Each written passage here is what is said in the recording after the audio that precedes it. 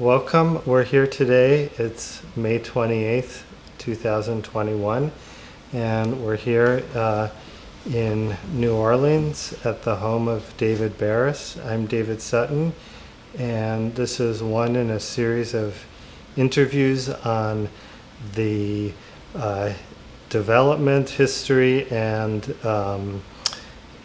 changing issues in the anthropology of food. So I'm really pleased to be here with David, and we're going to talk a little bit about his work and his contribution to the field. And I'd like to start out, David, asking you, because you didn't start off working on food, and you started by doing a project on Martinican activists in France, and you were working with Susan Carroll Rogers, who did work on agriculture, I guess, but I don't think of her as particularly in anthropology of food per se. So how did you how did your research, your earlier research project, relate to your development of your interest in food, if it did, or how did you get interested in food? That's an interesting question, because it's not, in some ways it's not a direct tie, and in other ways it is. I think you mentioned to me at one point that it's one of those things you find in the margins of your field notes. So living in Paris, and in Martinique, I should say, because I started my field research in Martinique, I did have a lot of notes about food in my field notes, and a lot of my meetings with people were around food, whether it was in Martinique or in France. And in many respects, of course, I wasn't thinking about it this way at the time, people were using food to say who they were, and what kind of people they were, and what distinguished them. Say in Martinique, people would talk about food as a way of distinguishing them from people in France. There were a lot of metaphors they used. They talked about France as being cold, and they didn't mean it literally, although they did also mean it literally. But they meant it in terms of sort of social relations, but they would also talk about the difficulty of getting the kinds of foods that they were, or anticipating when I was still in Martinique, the difficulty of getting the kinds of foods that they were going to want to get when they were in France. So I wrote that stuff down, and I didn't really think about it because that wasn't what I was focusing on.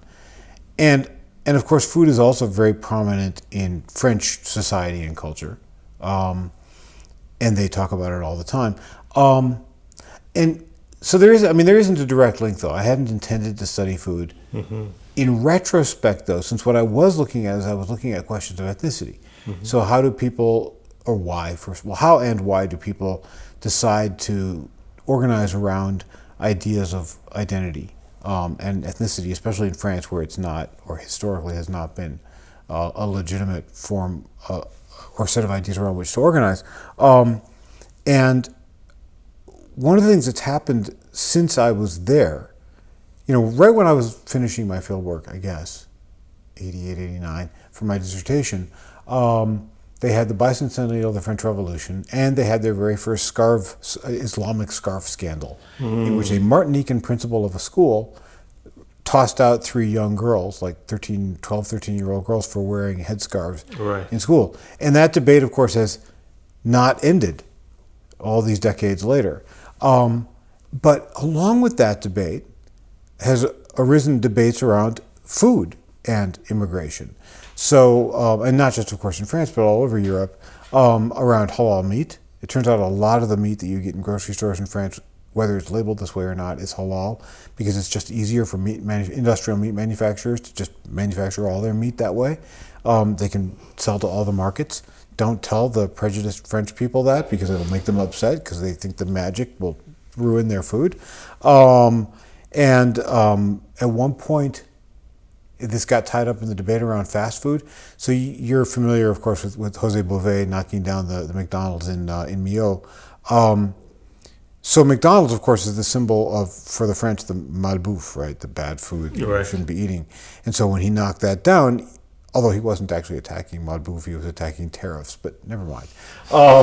When he knocked that down, it became a symbol of the French fight against Americanization and fast food.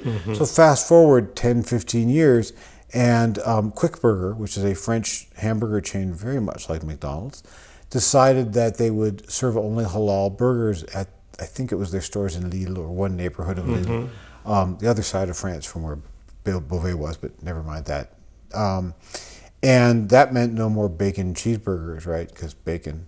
And white French people came to protest the right of a French person to have access to a bacon cheeseburger.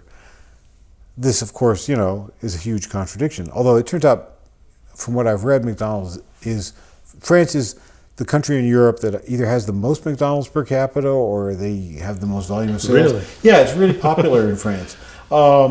And Quick Burger, of course, is probably very popular as well. So it's a massive contradictions. Anyway, so I was interested in issues around food and identity and the way people use food. I mean, this wasn't what I was writing about. It's not in my dissertation at all, but it is, or in my first book. But it's really about the way people use various kinds of symbols to assert identity. Why is culture something people want to fight about? Explicit sort of self-conscious ideas about culture as opposed to sort of everyday anthropological culture. And of course, it turns out that if you come to New Orleans, those same debates are taking place, except they're taking place around food. Not only food, they take place around all kinds of issues, but food is one of the main ones. So that's sort of the link between the two. I mean, there are other links. Well, I remember in your first book you wrote about some of the pretty horrible stereotypes that were part of public discourse in France about black people, which I don't know if that's changed now. Oh, if anything, it's worse.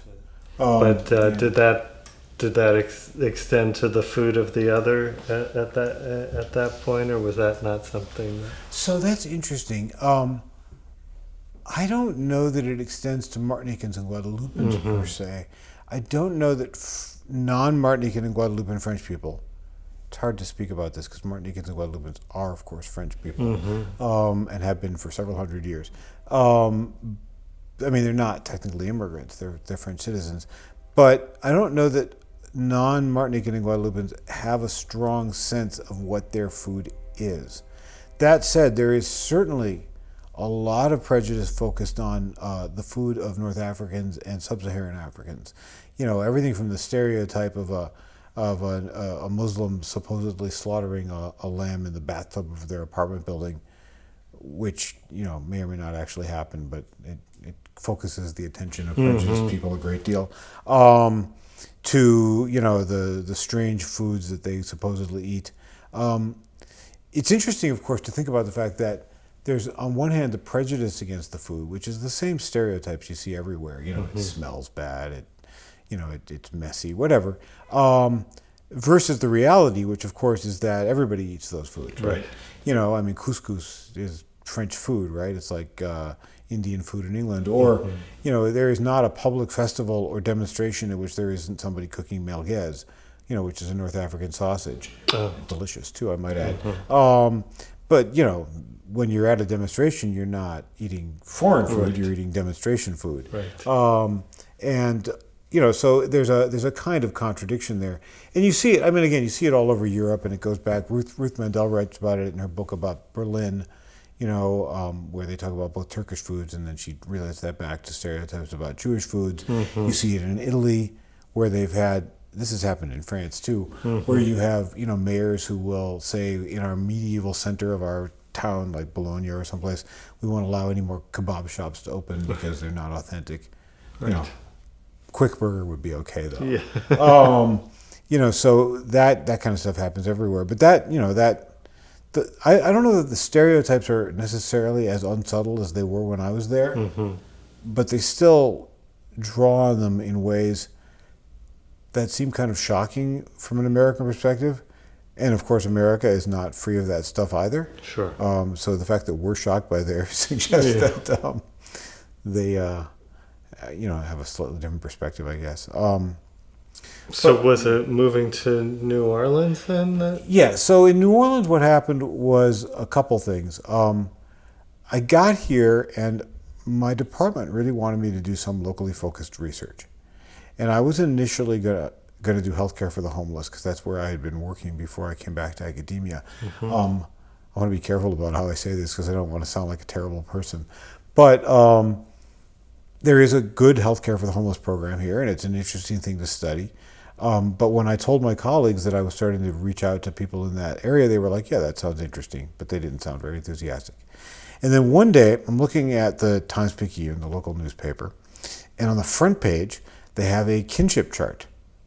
You know, we love kinship charts, right? Yes. But it's chefs.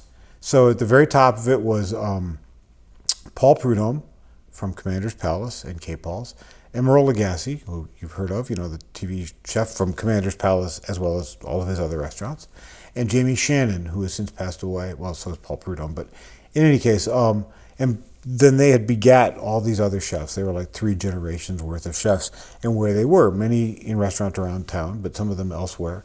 And I was struck by the fact that this was apparently front page worthy news. And so that was one thing that kind of caught my attention. And then the second thing was a column by a guy, Lolis Eric Eli. I didn't know him at the time, but we've since become friends. He's a journalist and now a screenwriter. He lives out in LA now, but I think he still owns a place in Treme. His father is was a well-known civil rights attorney.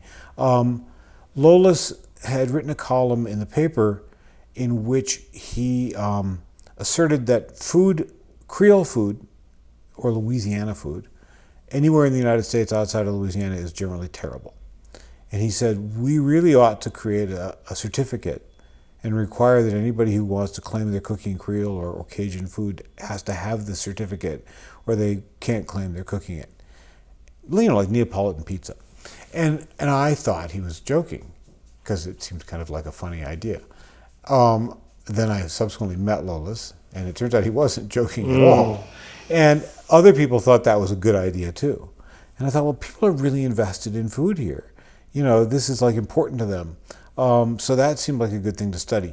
And then, of course, we had this in the restaurants book. And then the Galatoire's thing happened. They fired a waiter, and it became the big scandal of the year when Galatoire's fired this waiter, and he was fired for sexual harassment. This is, of course, long before Me Too. But even then, it was pretty obvious that what he had done was bad and wrong, and nobody even suggested that he hadn't done it. It was more that he was the personal waiter of a lot of the elite of the city, and they didn't want him to be fired. So that turned into a really interesting topic for an article, and that was where this kind of really started to take off. So that's where it took off for you. Ethnographically, had you taken food studies courses or read much food anthropology before that? Not really, no. And I guess I didn't think of myself as... See, this is, I think, something that happens a lot. I didn't think of myself as studying food. I thought of myself... Still not sure if I think of myself as studying food. I thought of myself as studying the ways in which people debated the idea of culture. And food just happened to be the thing that they were debating. It's not the only thing they debate in New Orleans. And again, a little bit like what I was saying about the scarf affair in France, if anything, the debates have become more intense in the last couple of decades than they were when I started. Right. You know, and that may be... It may be because of something like Katrina. Because remember, that whole thing started in like 2001, maybe 2002. So before the city's existence was threatened. Then Katrina happened, and it kind of crystallized all of the sort of fault lines in the city. And that's happened again now, of course, with the pandemic. You know, one of the first issues that people started thinking about after Katrina, so this is like in October of 2005, the hurricane was in August, right at the end of August, was whether or not any of the restaurants would survive, or if any of them survived, would it only be the big chains. You know, people were debating this, and they were debating what that meant for the city's culture. and it was not clear to me what they meant by culture.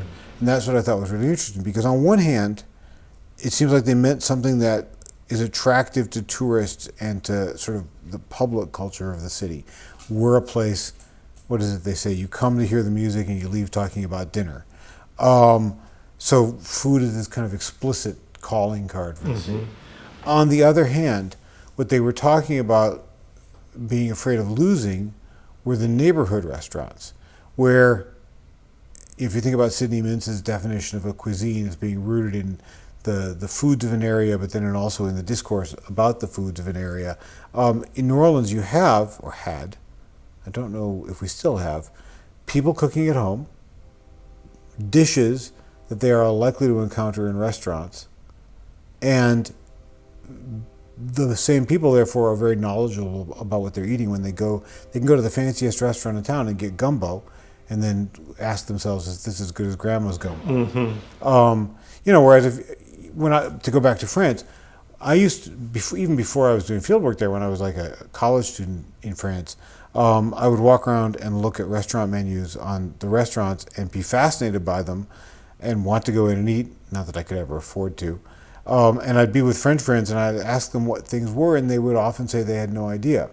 Because the dishes that were, you have a certain set of classic French dishes, but you also have a lot of French chefs making things up. They're inventing new dishes. Right. And that means that your average French person on the street is not necessarily going to know what they are, not to mention many of my average French person friends weren't particularly foodies.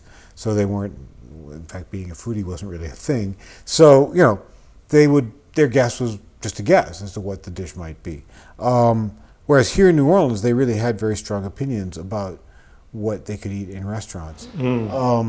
So there was that crisis, I think, that crystallized that in 2005, this fear that things would go away.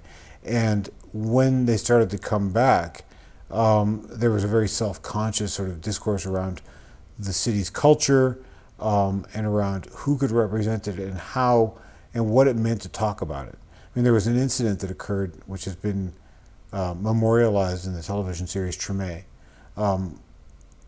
The restaurant critic from GQ, Alan Richman, I don't know if he still works there, but he was their restaurant critic at the time, came here, and this is in like 2006, so maybe a year after the hurricane, and traveled around eating in restaurants and interviewing people, including Leah Chase, a very famous Creole chef who passed away this past year, and then wrote this article basically savaging the restaurants of New Orleans, again, a year after the hurricane, saying that the food was mediocre.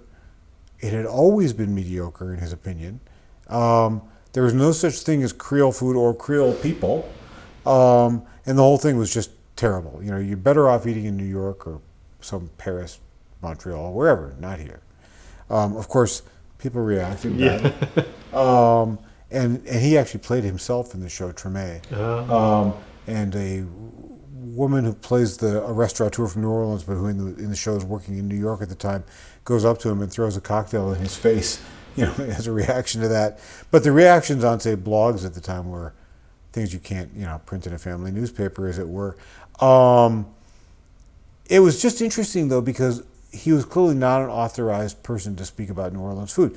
So a year after that, or maybe 2 years, I don't remember, Josh Ozersky, I think was his name. He has since passed away. He was the food critic for Time magazine. Came here. He too traveled around and ate in all kinds of restaurants and interviewed people. And he wrote a very happy article. But his article wasn't about New Orleans food. It was about all the food that he was getting that resembled hipster food from San Francisco or Portland or New York. And he loved it. But the fact that he loved it meant that people here were very happy. And they didn't seem to care that none of the food he was talking about was food that was particular to New Orleans.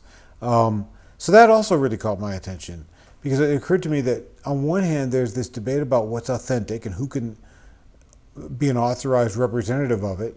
And then there's also a question of who specifically you talk to and how you represent them. So on some level, there's the claim that the culture with a capital T and a C matters, and you have to represent that. And then there's also beneath that maybe another reality, which is that it's really not the culture that people are concerned about. It's the people that they're concerned about. If you establish relations with the right people, then you can say whatever you want. And Alan Richmond managed to rub everyone the wrong way and insult the right people. Well, this kind of brings up 3 or 4 different questions, but let me try and sort them out. First of all, I mean, since you started as you were somewhat of a, even though you were working in France, you were also a Caribbeanist, and so the concept of creolization was obviously something that was part of your background, the kind of word that we use in other contexts. People might call hybridity, or there's another one that syncretism, or Yeah. was your kind of Caribbeanist point of view was obviously kind of also being stimulated when you came to New Orleans? In many ways, yeah. And I was really, and I still need to write more about that. I want to write an article about the whole sort of meaning of Creoleness in food in New Orleans. It's a very debatable point.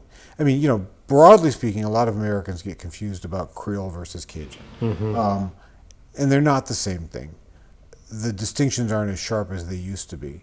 But even from a linguistic perspective, it's really fascinating because you have 2 different French-speaking populations in Louisiana with 2 different versions of French.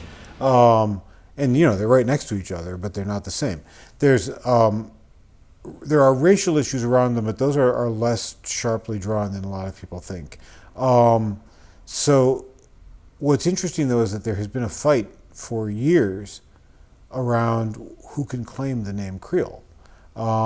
Is it white Creoles, descendants of Europeans who are born here, who are the people who either owned or still own the big houses in the Garden District, and who kind of represented the French side of New Orleans when it was being Americanized after the Louisiana Purchase? Or is it the Creoles of color, which are many of them are the descendants of free people of color from before the Civil War, or the descendants of formerly enslaved people who also speak French and who had lots of French publications and have French cultural institutions. And that debate has happened in New Orleans for the last 2 centuries at least. So there's that side of it, but there's also a very close set of ties between New Orleans and the Caribbean and Central America. The red beans dish that we eat here is probably, at least partially, due to ties to Haiti and to Cuba. It's also linked to Africa and to other things, but those links are very clear. And people will refer to the city as the northernmost city in the Caribbean. There are certainly a lot of cultural things that link it to the Caribbean. Not least of which is Creole French, which is clearly related to the French of, say, Haiti, or the Creole of Haiti. There are a lot of ways in which it's got ties. It's also one of those things that people talk about a lot. And in my Red Beans article, I mentioned that as being one of the ways in which people think about red beans. It's this thing that ties us to the Caribbean. And certainly it is distinctive in the United States because nobody else eats red beans and rice in the United States. And yet they clearly eat rice and beans or beans and rice throughout the Caribbean and Central America.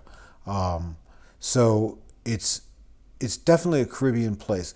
And of course when you look at the architecture, if you go to Pointe-à-Pitre in Guadeloupe and you come here, or I haven't actually been to Haiti, but if you go to, what I'm told, or if you go to Havana, another place I haven't been, the architectural styles are very similar in the French Quarter. And that's clearly not accidental. It was a Spanish colony for a really long time. This was, as was Havana. But in any case, so the fact that there are ties isn't really very surprising.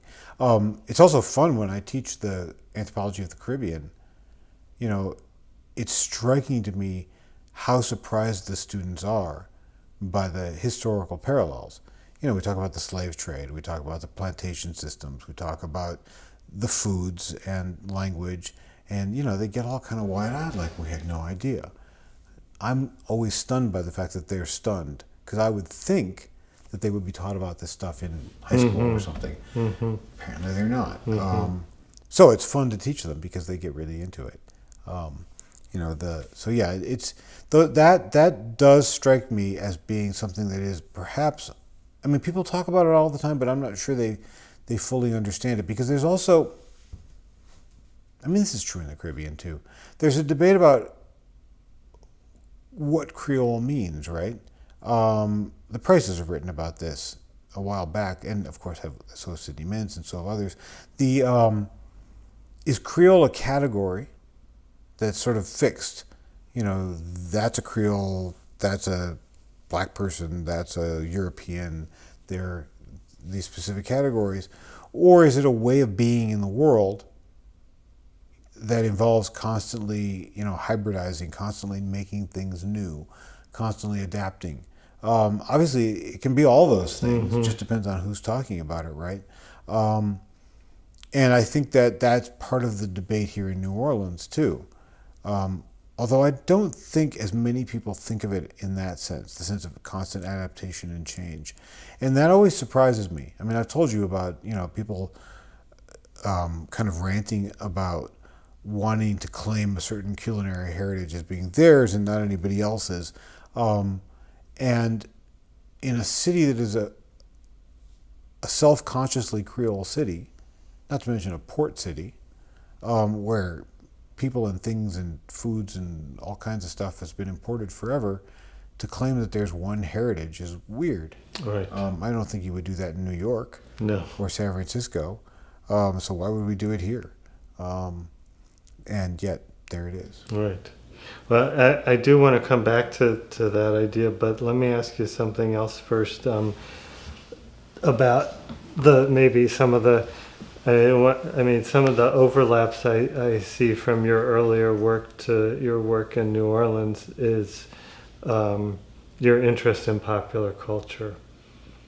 And while that's pretty common now, I imagine it wasn't as common when you were doing your initial field work.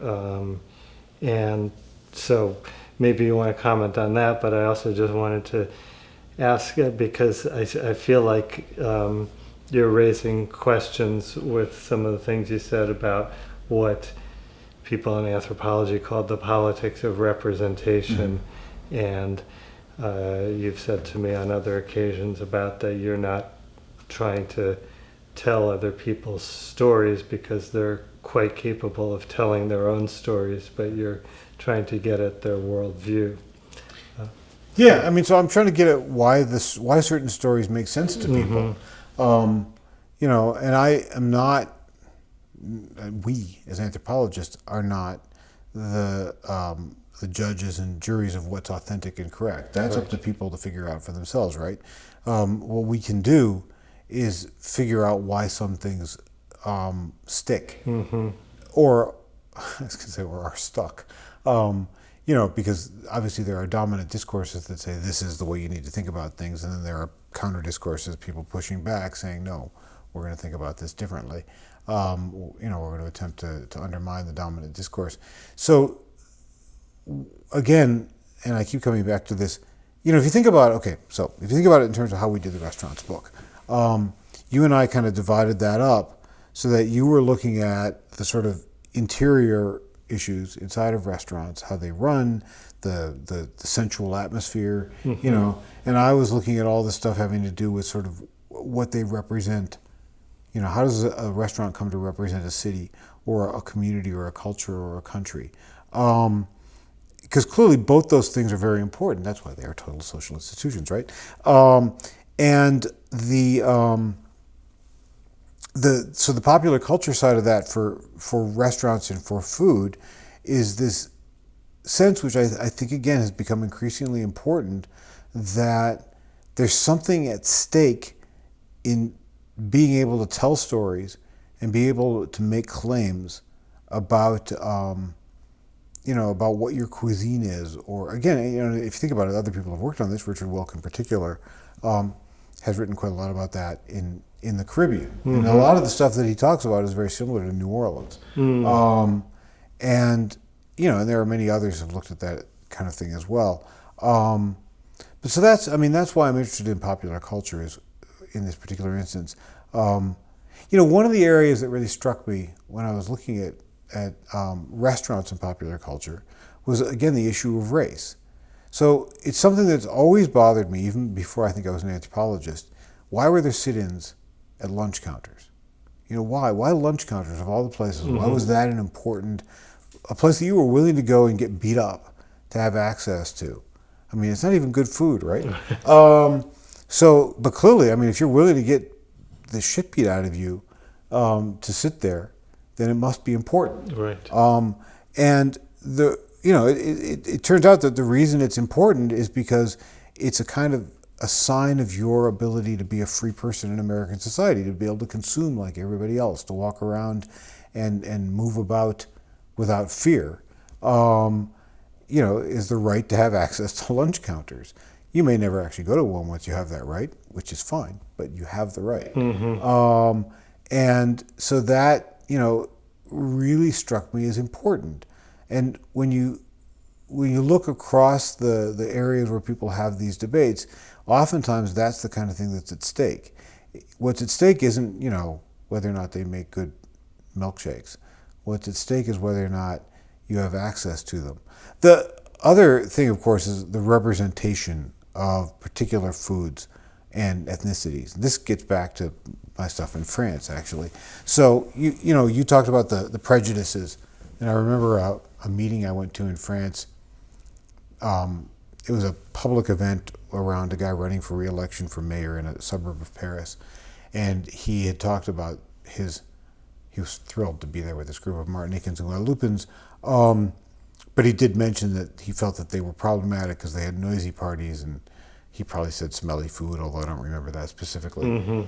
The audience did not appreciate those comments, I should point out. It's kind of a strange thing to say to a group of people, but anyway. The representation of people's foods turns out to, of course, be very important in this country as well. If you think about, and Krishnendu Ray's written about this, about why certain foods are expected to be cheap, or like Vietnamese food or Mexican food, or why certain foods are thought of as being ethnic or immigrant or exotic, Right. and others are not. They may have been in the past, like Italian food, but I mean, I don't think we think of Italian food as being particularly exotic anymore. Bananas. What? Bananas. Oh yes, bananas for sure. But why are Mexican food and Chinese food thought of as exotic and sort of very, kind of scary, but not Italian food? I mean, Chinese people and Mexicans have been in the United States for a really long time. It's certainly as long as Italians. Yeah. And there's issues of race there. And then when you throw in the question of why certain kinds of foods are expected to be cheap, there's Mexican food can run the whole gamut, right, from cheap to expensive, and there's no reason why it should be cheap. All of it, anyway, some of it for sure. Right. And the same thing is true of Chinese food. So it gets us into issues of race and identity, and not so much food, but food allows us to look at those things. So that, is also one of the things that comes up here in New Orleans, and in popular culture a lot. Right. And so you've been talking about a lot of issues that relate to this question of place, and you've recently written a review about food and place. I think you call it location. And I had a couple of questions about that, but one is so you're looking at issues of what in anthropology we call emplacement, and issues of how kind of a more neutral view of spaces becomes filled with culture as we think about spaces as particular places with particular meanings. It's interesting to me. You're also talking about terroir. There seems to be like a convergence of interest in kind of emplacement as a theoretical issue and terroir as a kind of topic of study in food. Did you see that coming together when you were thinking about it? Were you interested in emplacement initially? Yes, I mean, yes and no. I mean, on one hand, yes, because, there's been this long debate in New Orleans again, since it's all rooted in New Orleans for me these days, in claiming foods as being local. In fact, I think I start that article out with the Local Food Challenge, which happens, except for this past year because of the pandemic, it happens once a year for a month in June or July. They ask people to sign up to eat local, right? And their idea of local can vary, but it kind of comes across as a bit of a religious commitment. So you eat stuff from within 100 miles or 250 miles, and then you might cheat a little bit. You can have different degrees of commitment to this. The question, of course, is what is local? Is it red beans and rice? Because if it's red beans and rice, then it's not really very local. I mean, yes, we have a big rice industry in Louisiana, and so you can get your rice locally. Mostly people don't. We don't really grow kidney beans in Louisiana, so they come from Michigan or New York or some faraway exotic place. Although the company that sells them, Camellia Beans, is based in the suburbs here. And they're the big brand that everybody buys. So does that make them local? Yeah, but didn't you say in your article that they got their beans from Virginia, maybe? They get them from Michigan or New York. Michigan. Yeah, they import them, but they're a local company, Right? So right. that's got to count for something, right? And certainly peppers and pork and all the other ingredients are or can be local if you want them to be, but the main ingredients, rice and beans, may or may not be from here. And yet, isn't it still a local dish? I mean, you're not going to eat it anywhere else. In fact, as I discovered when I was trying to make it when we were in our post-Katrina exile, it's hard to make it anywhere else. And it's not impossible. It's just you got to make some plans. I like how you described how the little grocery stores have all the ingredients to group together for They do. you. I mean, you can go to some of the grocery stores even now, and you'll find all the ingredients in one section, which is very handy. So there's the question of what does local mean, and then is it literally a thing? I mean, part of the American food movement from the 70s, people like Alice Waters in California or Paul Prudhomme here, were promoting the idea of local foods. Commander's Palace to this day produces most of its food from local providers, and they started doing that right at the same time. Alice Waters gets all the credit for this, but Paul Prudhomme was doing it as much as she was doing it at the same time, and I think he would probably have argued that his food was better. I haven't been to Chez Panisse, so I cannot say, but I have had his food, and it was pretty damn good. Right. In any case, but they were promoting this notion of localness. So there's that. Then you get to terroir, and terroir is weird, in part because we don't have it in the United States. I mean, if you think about there's Brad Weiss stuff on pastured pork and Heather Paxson, right, writing about cheese in Vermont, and a few other people, talking about Amy Trubeck, that article on Eating Wisconsin. Amy's written a lot about terroir in France, of course. And she's the one who called it the taste of place. Taste of place, right. But what's interesting is the French will make this claim that it really is the taste of place. When clearly it's a manufactured taste of place. You start out with, say, a group of cheeses, or a group of cheese producers producing the same cheese, or winemakers making the same wine, at least technically the same wine, and then you define it with a geographical indicator, using the laws around AOC or whatever the European system is called. You have rules. You have to follow. You have to use these 3 grapes, or you have to use milk from these kinds of cows or sheep. They have to be pastured in this place, or this is the geographic. That's why it's a geographic indicator. This is the geographic limits for, say, champagne. Right. You have to age it in this particular way. There are very specific rules, and if you don't follow them, you can't have the AOC. So you can make a Camembert that is not AOC and is just fine. It could be a delicious cheese. It just doesn't get the AOC label. Or you can make a Camembert even in the region that follows the rules but isn't so great. So that's the way they do those things in France and in a few other places in Europe. We don't have those laws in this country. So as Heather Paxson points out, that makes it impossible. And it's not just Heather Paxson, by the way. I've actually run into this in my fieldwork here in New Orleans. I sat in a meeting with the seafood board here in New Orleans. I guess it's the Louisiana Seafood, I forget the name of the organization, but anyway, they were meeting with some lawyers and they wanted to figure out how they could protect the seafood brand. This was particularly an issue after the BP oil spill, when the seafood brand was having some problems.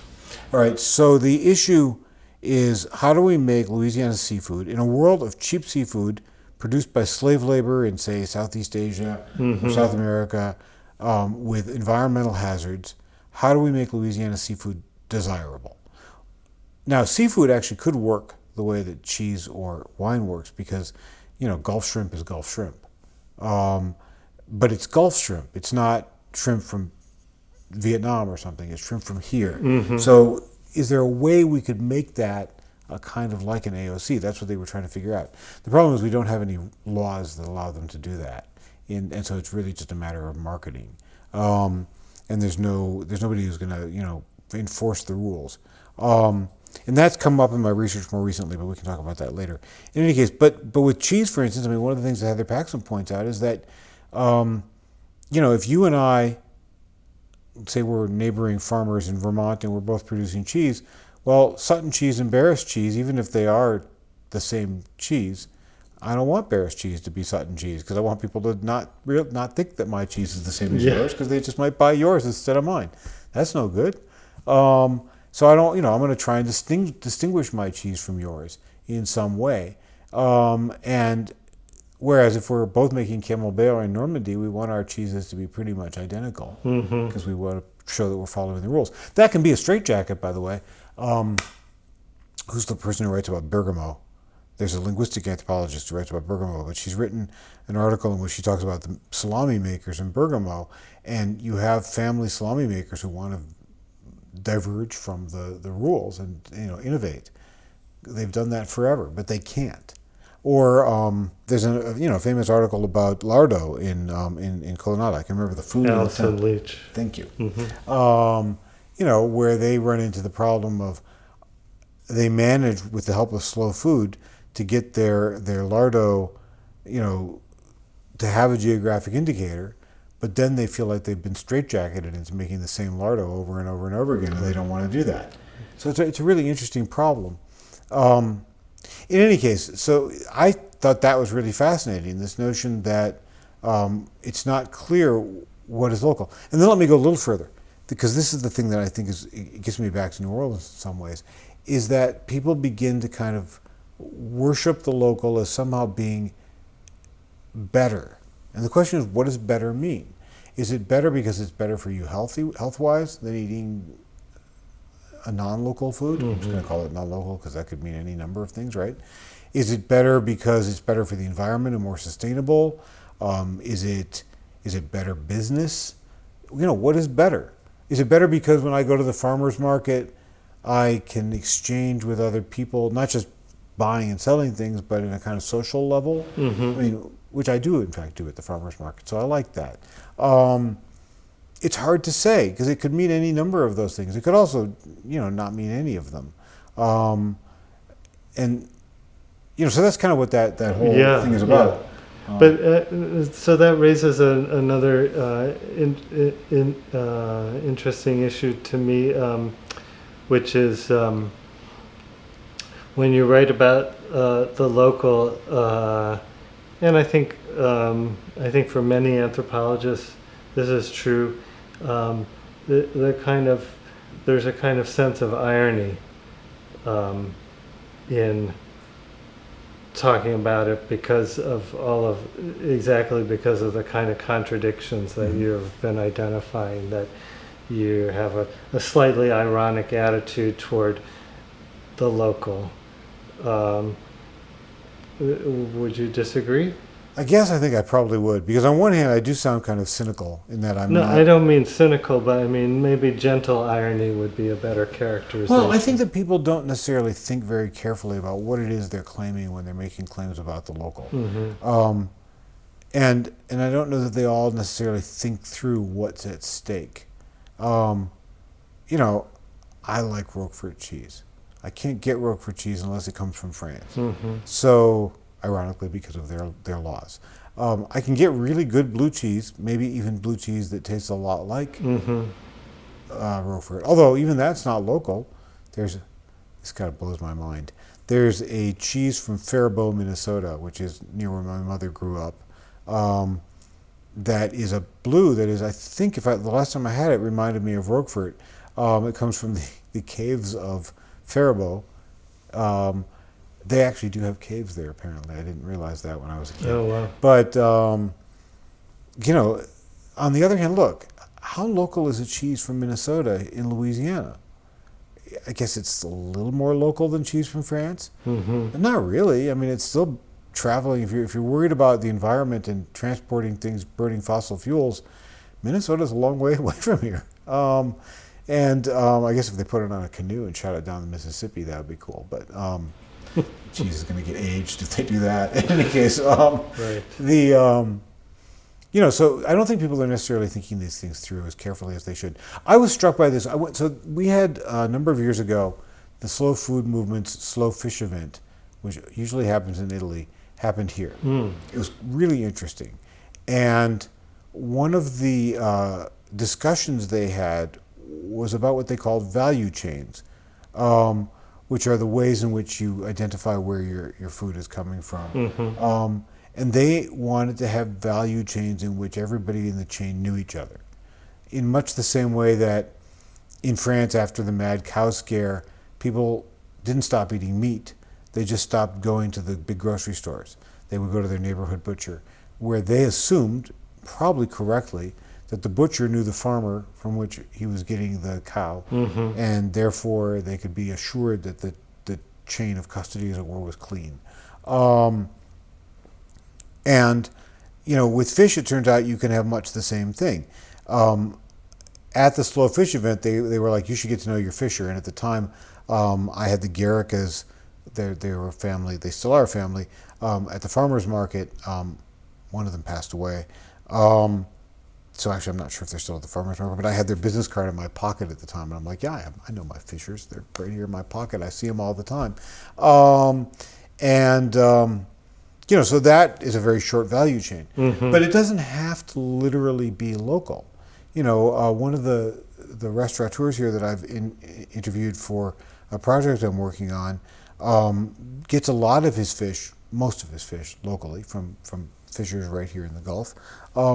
But he also gets some kind of salmon, I can't remember which, from a Native American tribe in Washington or Oregon, and it comes directly through one middleman. So it's a long physical distance, but it's a short value chain. But it's not local. I mean, it's coming from the West Coast. So is that bad? Yeah. Is that, because you could get farm-raised salmon from someplace closer, but that might be worse, Right. or it might be better. That's really where, when you start thinking of the complexities, you go to Whole Foods up here, and they have lamb, but it's from New Zealand. All right, and I'm like, why do you have lamb from New Zealand? Why don't you get it locally? And they will say, because it's the only place where we have found lamb that is raised in the conditions we like. Now, whether or not you believe them, and I don't actually, but whether or not you believe them, it's an interesting proposition, because even if the sheep are raised in conditions they like, they're being shipped all the way around the planet. And perhaps sheep that were raised in slightly less perfect conditions in Mississippi might be less environmentally hazardous because they're coming from Mississippi and not from New Zealand. Yeah, I remember reading that often when you buy local Washington apples in Washington State, they've actually traveled over 1,500 miles because they have to go to a distribution center in California before they come back to be sold in Washington. So, in addition to that, man, that goes down a crazy path. Yeah. Two things. During the Trump administration, they were talking about putting, they did put tariffs on a lot of products going across the border to various other countries. One of which, I don't know if they actually did it or they just debated it. They were talking about putting tariffs on beef imported from Mexico. But the thing about it was that the cows they were actually American cows that had been exported to, whatever it means for a cow to be an American, but anyway, that had been exported to Mexico for slaughter, and then certain parts of them were re-exported to the United States and certain parts were kept in Mexico. So you start to think, well, what does that mean for these cows or for us who care about where the cows come from? Where do they come from? And it might be an act of bad faith to claim that they're American cows, or it might not be. I don't know. This came up because here in New Orleans, this is again for the seafood project I'm working on, the seafood and sustainability and chefs thing. I got interested in this because they passed a law a couple of years ago requiring that restaurants label crawfish and shrimp in terms of where they came from if they were imported, not if they were local. So and actually now when I say that, I wonder if it just means imported, not domestically. Like if they were domestic shrimp or crawfish, not from Louisiana perhaps. I don't know where else you get crawfish from the United States. No. But you can get shrimp from all along the Gulf Coast. Right. Maybe they wouldn't care. In any case, they had to label those two things. Oysters, I mentioned a second ago, they're already labeled everywhere by other laws. But and grocery stores, interestingly, already had to do this, but not restaurants. And I thought, well, why just shrimp and crawfish? And why just the foreign stuff? Why not label all of it? And of course, the high-end restaurants label all of it anyway because that's part of their marketing, right? They want to buy shrimp from David Sutton Fisheries, right? They don't just want to buy any old shrimp. So that's fine. But it turns out that the reason was because the Restaurant Association here in Louisiana had been advocating against the whole thing. They didn't want their members to have to label stuff because they felt that would cause customers to go elsewhere, which may be true. And so they finally settled on agreeing to shrimp and crawfish, largely because they're kind of signature Louisiana products. And also because there had been enough bad publicity around shrimp and crawfish coming from other countries that I think they felt like they didn't really have any choice. Both of them are produced in environmentally hazardous conditions in Southeast Asia. Both of them are in conditions where people are actually working in like slave conditions. Here they are interfarmed with rice. So intercropped, I don't know what the term is. You have a rice paddy, rice pond, I guess. And when you're not growing rice, you can fill it with water and put crawfish in it. Occasionally the crawfish escape. But if they escape into South Louisiana, they're escaping into their native environment. Right. I mean, literally, when I bike out New Orleans East, you see them in the ditches by the side of the road, doing their little thing. So they're not hurting the environment. This is where they're from. Right. But when they escape in Southeast Asia, they're an invasive species, and they create all kinds of problems. So I think that bad publicity made it so that it was okay, or maybe even inevitable, that they would start labeling them here in Louisiana to indicate that they had a local product. But again, these things are complicated. When is farm stuff better than wild stuff? Or, when is something that comes from a fishery that you trust in, I don't know, Oregon, better than something that comes from something that, like the Gulf of Mexico, that has been tainted by an oil spill? One of the most frightening phrases I ever heard was when a local food critic here was asked on a radio show, this is after the BP oil spill, when people would be able to eat seafood from the Gulf again. And he said, I figure after about a year, there won't be any more oil in the seafood than there was before. Anyway, that was a really upsetting thing for him to say.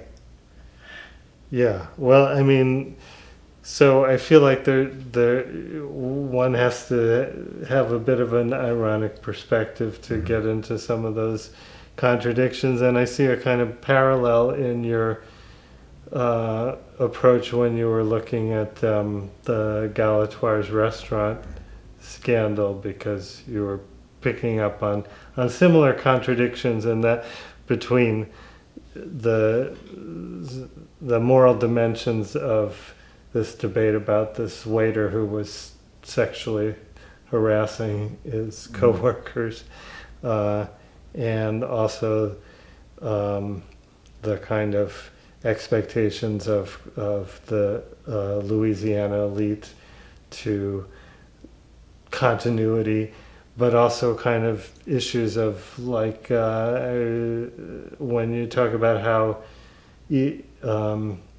this kind of struggle against standardization, which is even reflected in the ice they use for drinks at Galatoire. Yeah, that's true. Yeah, yeah. They got an ice machine back then, and their regular customers were very upset about that. They wanted hand chipped ice. Mm-hmm. And let's be clear, this was not 1930. This was, like 2001 or 2002. Ice machines were, if you've been in a hotel any time in the last 50 years, ice machines are pretty common. You probably have one in your kitchen. It's Right. not, it's not new technology. And the idea of hand chipping ice, I didn't know people did that until people turned out to be very upset about them not doing that. So part of what's at stake in that, and I think what's at stake in a lot of the debates here in New Orleans Mm-hmm. is a set of issues around social class and race. I want to add in, but first of all, social class in the sense that they're arguing for a certain set of privileges, the ability to eat in a certain environment in a certain way and expect it to always be the same and have that be a sign of who you are. Having your own waiter at Galatoire's, it's still a thing. So there's that. There's also a set of issues around race in that even now, I mean, this really became very obvious during the post George Floyd protests, Mm-hmm. where there's a real kind of segregation between white and black owned businesses and restaurants in particular. So that, people seem to not be aware, or they seem to constantly be surprised. And when I say people in this instance, I mean white people, seem constantly surprised by the fact that the foods they get in black owned restaurants are very much like the foods they get in white owned restaurants. In New Orleans, if they're serving New Orleans food, they're serving New Orleans food. Mm-hmm. And they seem to constantly rediscover this. I've read at least 3 different food critics at different times in the past 20 to 30 years that they've been writing, not that I've been doing this work. Actually, going back to the 60s, so to the earliest New Orleans food critics who make these discoveries. One of them, probably the most self-conscious of the lot, Richard Collin, who was a history professor at UNO and became the New Orleans Underground Gourmet, he says something I think very perceptive. He says, "Look, the food in the black restaurants is the same and as good as the food in the white restaurants. And if you go into them and you behave in them like you would behave in a white restaurant, you'll be fine. So don't get excited about it. Just go eat dinner. It's a restaurant." But even now, he wrote that in like 1970. So 40, 50 years later, Mm-hmm. people still are, surprised by this, which I find surprising. Maybe that's why I'm an anthropologist. At what point do we get to the point where we stop being surprised? At what point do we just go to all the restaurants but again, to get back to the ethic, so it's not just race, rather it's not just black and white. I don't know how many times I've heard Vietnamese restaurateurs complaining about the fact that they can't charge decent prices for pho because people expect it to be dirt cheap. Mm-hmm. And that means that they can't pay their employees properly. It means they don't have good quality ingredients. And why wouldn't you want to have good quality ingredients? Right. I'm willing to pay a few bucks more if I can have better food. You know, but they're like, this is Vietnamese food. I'm not paying for that, which is outrageous. Right. And they'll pay for it if it's Creole food, but they won't pay for it if it's Vietnamese food. I, you know, anyway. Right. I wanted to ask you about. So you've been uh, the you've been pretty active, I would say, very active in the Society for Anthropology of Food and Nutrition for the last 10 years or more. You've been president, vice president. You've been editor of our weblog. So you've seen food anthropology in a kind of broad perspective, broader than that is than your own particular research interests. I wonder whether you have a sense of where we are in as a field, and where we might be headed. I'm trying to think if I do have a sense of that, and I don't feel like I do. I think that there's more people writing about food justice issues now than there used to be, which is good. And otherwise, it's really hard to. I'm trying to think if I could pinpoint any trends. I don't know. Can you think of any in food? It feels like we're always kind of dancing around the idea of whether or not we are studying food or if we're studying something else. And I think in large part we're using food to get at other things, which, is fine. We're anthropologists, right? So of course we're using whatever it is we're studying to get at other things. It's what anthropologists do, right? But you definitely see a politicization of food more than I think we did maybe 10, 15 years ago.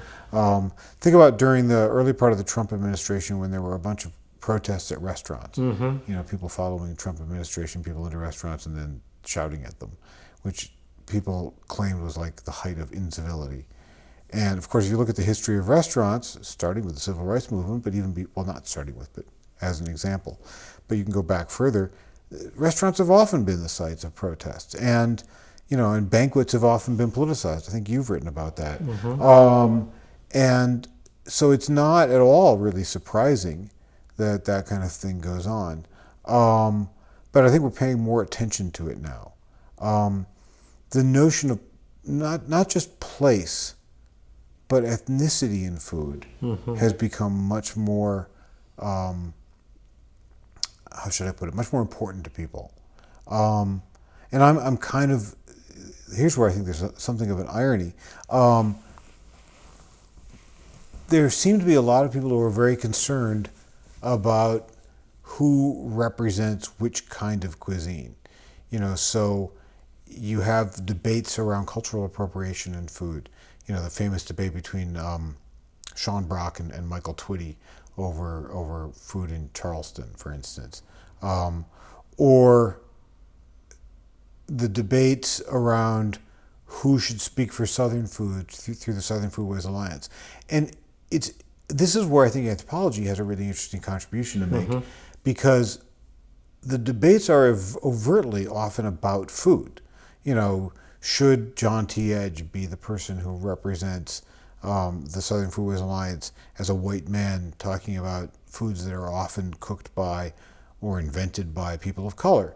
And I don't know, because I haven't done this field work, so I'm not going to make any claims, but I don't know if that's really what the issue is. And again, I don't have a dog in that fight. I want to be really clear. I'm not defending it or attacking anybody here. But what I think might be more at stake here in reality is, whether or not it's time for the organization to change. Because obviously, if they're going to have one executive director, that executive director is going to be somebody who's not every other group, right? Right. It could be a black person, it could be a Vietnamese person, it could be a Mexican person, it could be any number of those things. It could even be another white man. and that might make a difference in the terms of the relations that that person has with other people. I'm going to start sounding like a British social anthropologist here. It's all about social relations and Yeah. not about culture, right? But we're using culture as the stick that we're going to beat the problem with, right? This is the wrong person in the job to be talking about that. And again, like I said, I don't really have any personal insights into that particular fight. But I just think that it's an interesting idea to think about how culture is the thing around which we wave the flag, as it were, in these fights, when in fact it might not be culture that's at stake. Actually, one of the incidents that happened even more recently that I find fascinating, and I'm still waiting to see how it's going to turn out. As you probably know, over this past year, there was a kerfuffle at the Bon Appetit test kitchen over brown face and the treatment of food writers and food cookers, chefs of color, and it sounded like a terrible work environment. And then a podcast called Reply All, Yes. started to do a series. Right. I think they were going to do 4. I listened to the first 2, which is all anybody listened to, right? Right. And about that, when they got accused of having the same problems in their workplace, at which point they immediately stopped the podcast, spent a whole bunch of time reflecting, and then very recently came out with a 20-minute explanation, which was not an explanation. It was terrible. And they seemed very concerned about whether or not they could report on this the right way. They kept saying that, the right way. And I'm like, what is the right way? Maybe the right way is to just report on it, and then if you screw up, people can criticize you. But if you don't report on it at all, then we'll never know, right? And I'm sure they've been debating this themselves. I mean, just because they haven't been putting it on the air doesn't mean they have. Right. They probably spent the last several months talking about nothing else. Right. But I thought that was really fascinating that they couldn't come to terms with how they were going to report this. But again, it struck me that even though a lot of the stuff seemed to be about who was representing whose cuisine, or whose cuisine got to be represented, or who would cook Mexican food, and when did you have this white chef cooking this other ethnicity's food, the reality struck me as being, how are you treating people in the work environment? Are you taking them seriously? Are you respecting their skills? Are you paying them appropriately? Are you giving them time on the air? Well, Maybe I actually thought that was really interesting because the issue at Reply All came down to whether the largely, well, mixed, but a lot of people of color were going to form a union or not, and how the people who were kind of hosting, doing the reporting, treated that issue in particular. that also struck me, because I was thinking, all right, most of these people probably think of themselves as progressives. Maybe they don't. But if they do, why did they oppose the formation of a union? I mean, unless you've got some really good reason, which none of them, of course, after the scandal came out and said I had a very good reason. Well, but they were also gone at that point. Right. But they have voices. They can Yes. still, it's not like they've been put in prison or something. Right. But we haven't heard from them, of course. And I don't know why you would oppose a union. I wouldn't oppose a union.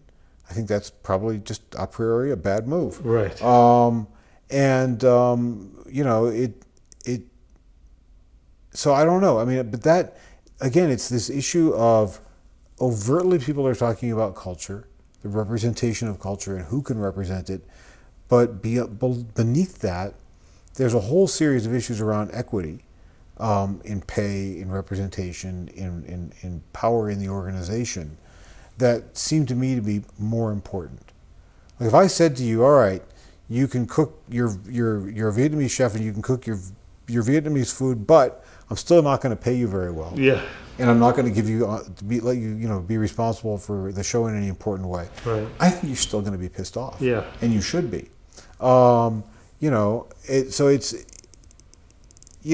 obviously the cultural stuff isn't unimportant. I wouldn't be an anthropologist if I thought so. But I think that the explicit debate isn't about that. And I think it's interesting to think that's really where my research is. Why isn't it What is it that we're